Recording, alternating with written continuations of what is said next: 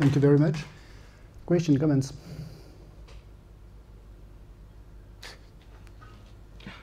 Thank you very much. You're lost in the beauty of images. Yeah. Sure they will. Yeah, absolutely. And there's this resistance to studying any of this. In fact, I have a colleague who's Russian, and yeah. So when I told her what I study, she says, "But why do you study that trash?" And in fact, most people will say, "There's no meaning to this. You don't need to analyze it." And yet, if you or me, as an outsider who lived there for quite a while, if you criticize it as an outsider, people get very upset. And in fact, they do love it. It sort of is this idea of stjåp, which is I'm parodying it and I'm showing it that's ridiculous, but I'm so invested in it that there is no line between love and hate. And I think this is how many people feel about this popular culture, which people do love, but they don't necessarily want to tell you that they love it. So thank you for very interesting presentation. So I was just thinking that because Russia is our neighbor, I'm from Finland. Ah, I was just there. Yeah. So because it's a huge country, that's of course I understand why you're talking like that.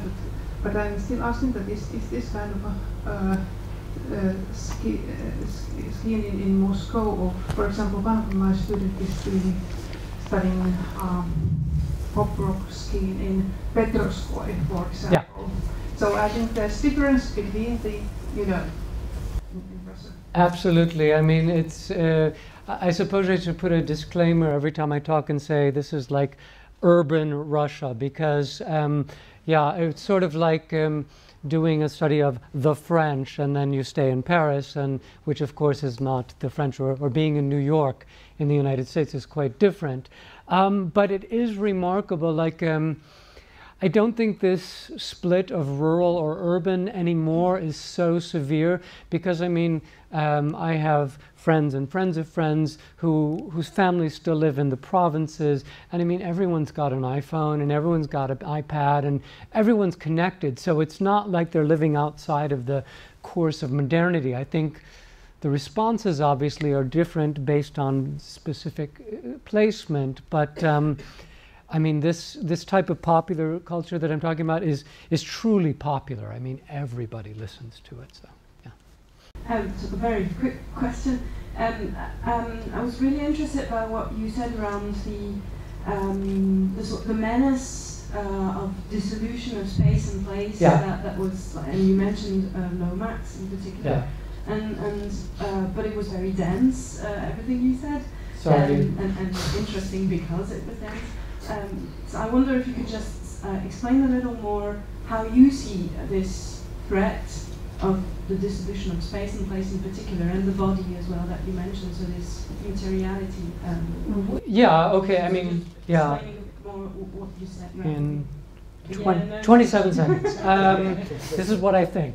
Well, I think Lomax was romanticizing everything, and in fact, someone helped me, René Lisloff, and the digital ethnomusicology. What was it? Does anyone know the book?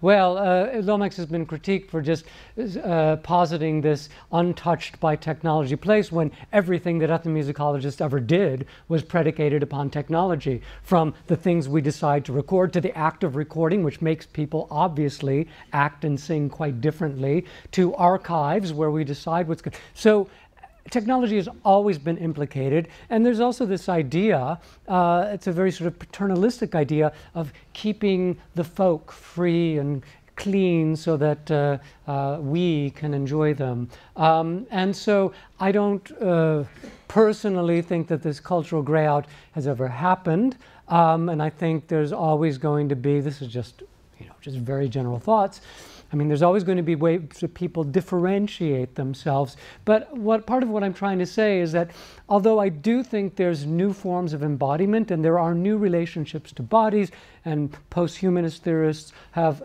clearly brought this out. And I mean, the things like Google Glass, they changed the way that our bodies will be. And I think in some years we'll probably have chips implanted at birth, so we don't even have to wear the glasses. I mean, I think it's a reality. But I think at this point in time, we're so deeply embodied, and again, sort of like my hero, Merleau-Ponty, this idea that the body is the precondition of everything that we theorize and not the other way around. So part of what I'm trying to say is that this question of analog, I think, is kind of the way we live. And the problems that we have with digitality are not only conceptual or ideological, but they are also related to the way that we experience our body as somehow other than what digitality is. Yeah, that was even more abstruse. Sorry. So, yeah. Yes, thank you. With regard to the analog Russian singer whose name I already forgot, sorry. I'm sorry, I didn't. With regard to the analog Russian singer whose name I already forgot. So, sorry. Oh, Aguzarova, Zhana Aguzarova, yeah. Her? That's right. Yeah. That's binarity that you're putting up there. I wonder how the Russians can get away with thinking like that. I'm not an expert on Russian popular music anyway, but isn't she just as mediated and just mediated in the same way as Lady Gaga? Or how is her body present? Well, yeah, I think they would say that she's not mediated because she's always sort of, yeah, she was never really, her heyday was before the day of YouTube. So she really didn't, she didn't really have recourse to these types of technologies, and she's still around, but she's always sort of an outsider, but she's adored. So I think that the thing is that when she came to the foreground, and even now, she's never had access to capital, first of all, and that's actually what some people said online, that Lady Gaga is just driven by money, and Zhana did everything without a cent to her name, without spending millions of dollars or millions of rubles on videos. So the image is seen as something quite different. Her image is seen as really a reflection of her, whereas Lady Gaga is seen as her image as someone putting an image perhaps on her.